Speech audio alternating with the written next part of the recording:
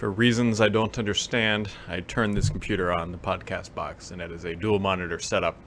And the monitors, like in Windows, were switched, which has some dire consequences because typically the monitor that I can see out of my peripheral is what XSplit is recording. So I know that if I'm on the right scene or whatever.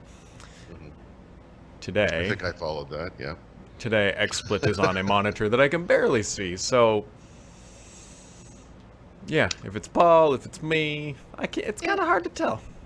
Morning. Yeah, it's just another day in Windows paradise. Yeah. Yeah. Like I was sort of just writing about that. Sort of. And my furnace is just running because the convenient timing of life and in general, everything else. I assume your winter has been like my winter, which is it feels like this is what it must be like to be in Seattle. Yeah, It's been gray and it's just been perpetually cloudy and not very cold. yeah, Which weird. I don't know. Something has been jacked up with my Apple Watch 2 since I got it. My phone fixed. Like it's now saying, my watch is now saying I'm on a phone call, which I guess maybe I am with Skype, but it has literally never done that before. I don't know. You know what? Let's just shut it down. We're going to turn off the computers. We're going to go buy a nice little hut on a deserted island, and I'm just going to cast away my days with Wilson, the volleyball, and we'll just call it that. What do you call those? It's like a living thing, like a yurt. A yurt. We can get yurts. It's like a hut, but slightly. Take your word for it. A yurt. Yes, it's a yurt. It's like a permanent hut. I don't know. I just need a hammock I need a vacation is what I need, which unfortunately my vacation's not coming until June, which is a long way away. But anyways, My wife and I booked an anniversary trip for late March because that was like the cheapest time. And I'm reading the news this morning. I'm thinking, this coronavirus thing goes the wrong way. We're not going anywhere in March, are we? Was your trip to China? No, it's to Paris. But, there are outbreaks all over Paris. In fact, the first coronavirus episode that occurred in Europe was in France. So. You should take a cruise near... Yeah, I think I'll take a cruise. Southeastern part of the world. I hear that's going well for people stuck on cruise ships. That is some dystopian nightmare right there. That's Lord of the Flies stuff. I said to my wife when I first saw this cruise ship thing, I said, somewhere in Hollywood, someone is writing a movie. Oh yeah, based on this. Like it's. Oh no, Stephen King's at home taking notes. He's like, they're doing what? Exactly. It's like Christine, but it's a boat. Yeah. Something I am marginally excited about is actually these mixed reality dev days that Microsoft announced, which are coming May 16th and 17th. That's right before Build, isn't it? It's like right before Build. So I just looked this up because I was curious. It is. You are correct. It is the Saturday and Sunday before Build. The odd point here is that Build starts on Tuesday. Which, well, that's not odd. That's how it's supposed to be. Remember. We're not typically traveling on Sundays to Seattle like we had been, but that was Google's fault that they had to do it. So it's now back to kind of what it used to be, which I'm somewhat appreciative of because traveling on a Sunday is... of course. No, I mean, you don't lose the weekend. So, only because we haven't really heard much about mixed reality, but I still think that Microsoft HoloLens is like the coolest thing that they have, and I don't feel like it ever gets really enough attention. Yep. Obviously there was some announcement planned for Mobile World Congress. Not that it was a developer event per se, but maybe whatever that was, they'll do concurrently to this or whatever. But I don't know. I mean, I feel like HoloLens should just be everywhere, and that should be the face of Microsoft. I know it's not consumery. I know it's expensive, but it's still really damn cool at the end of the day. Yeah. And nobody else really at this point is competing with them. I mean, they own the market. I mean, what's the other one? Magic Leap just doing magical things with investor monies that aren't involving shipping a product that people are buying. Vapor Leap. So, anyways, if you're a mixed reality developer, you might want to head up to Seattle Redmond specifically, or is it virtual? No. No, it's there. It's in Seattle. Yeah, that makes sense. And then also Germany and Japan at some Oh, that's point. right. They're going to have other events too. Yeah. Some Yeah. point. Yep. And then the other news that everybody has been waiting for: Stadia now supports a couple more phones. Nice. Yeah, I mean I keep forgetting to switch. This monitor thing is going to throw me off the entire day, and I'm going to blame Paul throughout. Mahedi will ping Brad and I on Skype, and he'll say, "Hey, I'm going to write up the new Stadia announcement." And he's done this at least a half a dozen times, and I've always responded with, "Oh, are they finally killing it?" But It's the joke that keeps on I know it's my giving. dad tech joke. Yeah. But the other kind of more serious one, at least Microsoft is now finally talking about it, is that if you have a Surface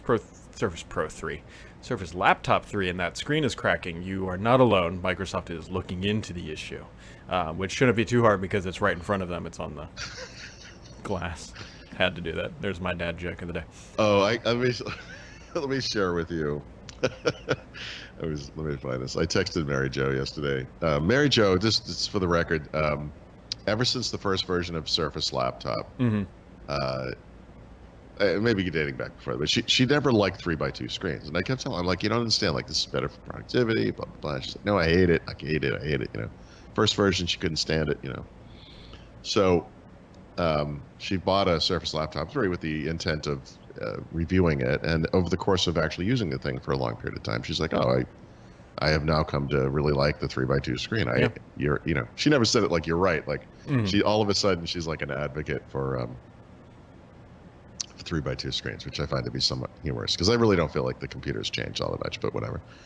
So I texted her yesterday. I said, hey, I figured out what's wrong with the Surface Laptop 3 and the display cracking. Like the problem is the screen is too tall. And then she blocked me. So anyway, yeah, I mean, I hopefully what this is not an endemic issue. Hopefully it's just a small batch, much like my well, whiskeys. even if it's a design issue, I feel like it's something they could probably fix, and then they could just, you know, they can replace people's units if they break, you know, without charging them, obviously. Hopefully it's just not a big thing. I mean, if you think back to Surface, it is. well, I mean, I don't know, like Surface Book, the original one, especially Surface Pro 4 to a lesser degree.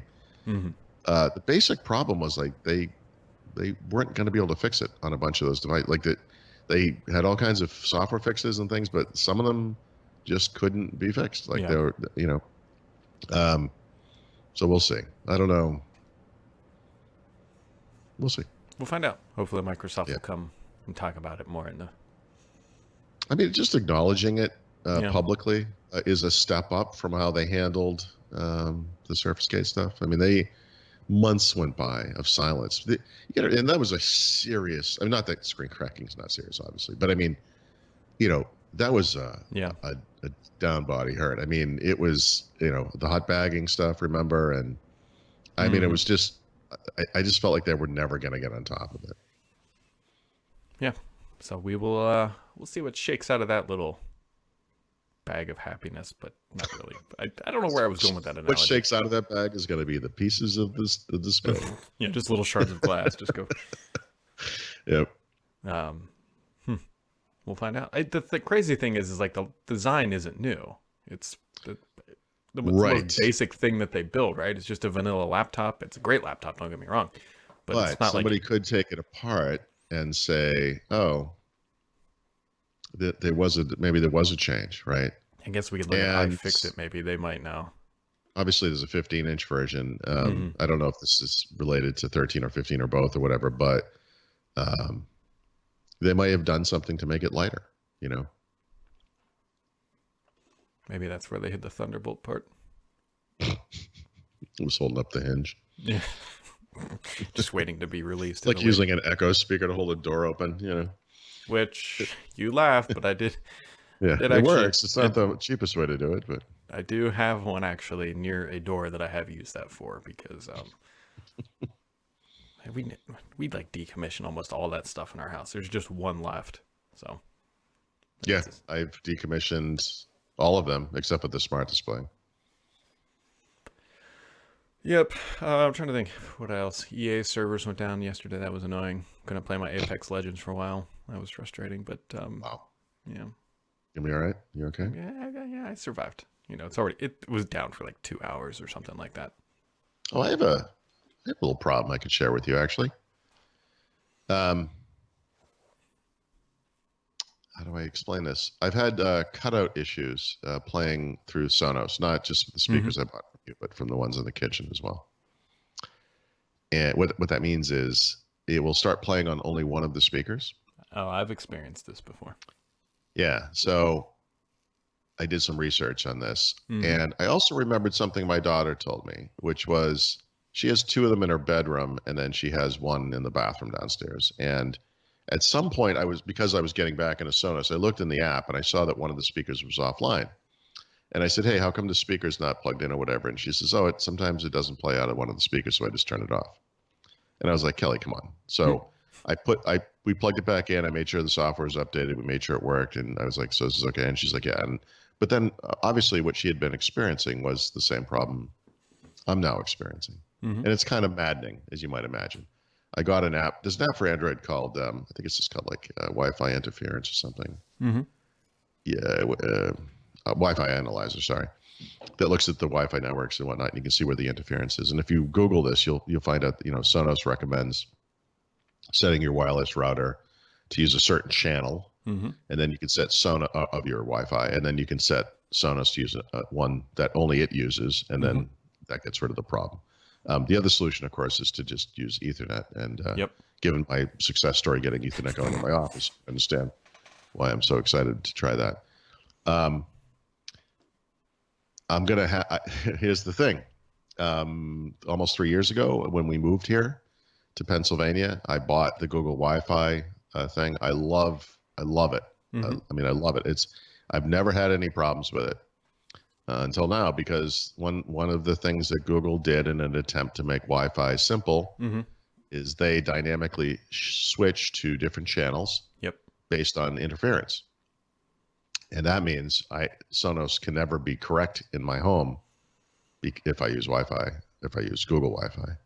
So I'm going to have to either literally wire everything or get some kind of a new mesh networking thing that will allow me to specify which channel I want to use. So you can make it even easier than that. You're right, though. Sonos. And you're right. I'm sorry. Go on. Yep, a lot of this stuff doesn't play there is well. a third solution.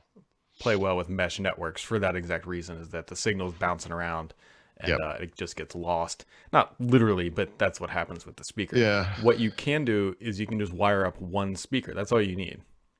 Because what happens then, it creates its own network. It creates its own. It's called Sonos Net, which will probably solve your problem. I thought you were going to say get a Sonos Boost, but I don't know if you're familiar with Sonos Boost is a way to have your own wireless network for Sonos. Yeah, but all that does is that repeats when you plug it into a speaker, it creates it's called Sonos Net, and the Boost just amplifies that specific network. Yeah. That's not going to work in my house because it's kind of a big house, and the reason I have a mesh network is because it's kind of a big house. And I sort of thought about putting just like a wireless access point out in the sunroom or whatever, but my daughter's room has one of the access points in it, and if she's having that problem there, that's not going to fix it. So that's interesting. So you're saying I would start with just plugging in just one and seeing if that fixes it, and see how that works for you. Okay, that would be the first thing that I would try. I mean, that's going to require, you might have to get down on your knees and like crawl. Yeah. Plug something into a router. I want to do this anyway. Like I said, I really do want to put this in here, and that's one thing. But getting it out to my daughter's room is in the basement, so it's right off of the unfinished part where all the wires are going to be anyway, so it'd be easy. And then the sunroom is also right off of the basement. It would be a lot of wire, and someone would have to go into the crawl space, but it's doable. It would be relatively easy. Yeah. All right. Well, anyway, have that done by tomorrow. Chip. I built some IKEA stuff. Yeah, I see you've got the handiness down. It's all good. I only cut myself a couple times. By the way, cut myself opening the box. Mm-hmm. Cut myself yesterday putting the boxes out in the trash. Those boxes are, they're like a danger to humanity. Or just to the Theron household. Just to me. Well, I mean, they're like, it's like razor wire. What? Why? How is cardboard so dangerous? No, I don't know. There's a lot of comments going through my head, none of which are appropriate right now. So I don't know. What is today? Wednesday, thankfully. Yeah. My couch arrives this afternoon. Very excited about this. What is? My couch. I'm very. Oh, right, your couch. Yes, that's right. It's the best part of being an adult. You get real excited about furniture. So. Yeah, that's understandable. Sort of. Anyways, I don't know. My daughter's probably going to start screaming and be like, I need to watch Frozen for the 9th time. Frozen 2. Frozen 2, yeah. I mean, we bought it because it's not on Disney Plus. Because of course it's not. It won't be there. By the way, when does it hit? Because there's people like me. Because there's people that know that their kid is going to want to watch it. I think that it arrives like later this month or whatever. And it was like $20 to buy this thing, which if you break Disney it down, should offer it at a discount to subscribers, and they should do it on day one. I mean, I don't understand. That doesn't make any sense. Well, Disney's got to make money. That's the bottom line. But Disney, I don't get me wrong. They already got one of the $20. biggest companies in the world. They already got my $20. But if you're breaking it down to a per episode viewing, I think we're down to like $3. Yeah, I justify things like that. $3. I mean, you're honestly, this is one of those rare instances where it probably did pay for itself. It probably did. You know, I mean she probably watches this so much it keeps her occupied. You can get stuff done, whatever. I mean, so she's trying to become a Frozen expert for reasons I don't really quite get. Well, listen, we have like YouTube stars and stuff. I mean, she might be onto something. You know, this is like the future generation. She can make a living off of her. I mean, this is effectively her Frozen Star Wars. knowledge. So yeah, oh yeah, of course. And you know that my wife's like, "Do you think they're gonna make another?" And I'm like, they're making like $1 billion a pop. They're gonna make a whole bunch more of these things." Yeah, the only question is whether she's going to be grown up by the time it happens. But yeah, they definitely will make. At that point, it would just be my wife and I watching movies. Which that's the biggest challenge right now is that there's a ton of movies that I've deliberately not watched, waiting to get my stupid furniture down in my basement. And like my wife and I can't watch a movie down by ourselves because the little 6-year-old just comes bebopping down. It's like, I don't want to be upstairs by myself, which we'll miss someday. But Dad really wants to watch Ford versus Ferrari, and I don't think that's going to be appropriate for her. You will miss it someday, but there will be days between those days where she'll just be annoying and a teenager or whatever, and she'll find you annoying, and she won't want to come down and be with you. So it's okay. Yeah, no, I know we'll miss it, but that's not going to be Saturday when I'm sitting there trying to. No, it's not going to be Saturday. That's true. So, all right, everybody, that wraps it up for today. We'll catch all of you right back here tomorrow.